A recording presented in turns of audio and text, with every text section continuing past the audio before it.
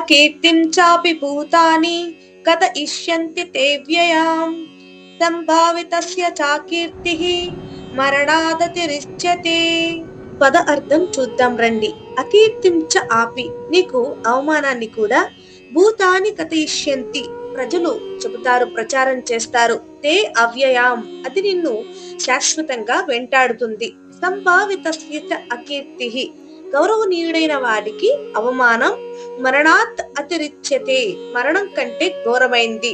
ఇప్పుడు తాత్పర్యం చూద్దాం రండి. ప్రజలు నీ గురించి చెడ్డ పేరు చెప్తారు, ఆ అవమానం ఎప్పటికీ పోదు. గౌరవనీయుడైన మనిషికి అవమానం మరణం కంటే ఘోరమైనది. ఇప్పుడు సందర్భం చూద్దాం రండి. అర్జునుడు యుద్ధం చేయడానికి వనకడుగు వేస్తున్నాడు.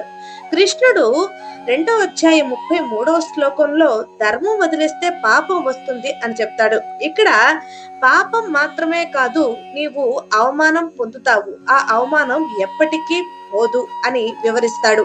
భగవద్గీత మరింత మందికి చేరువ కావాలి అంటే నా వీడియోని మీరు తప్పకుండా లైక్ చేయాలి. లైక్ చేసి మరింత మందికి చేరువయ్యేలా చేస్తారు అని కోరుకుంటున్నాను. ధన్యవాదాలు.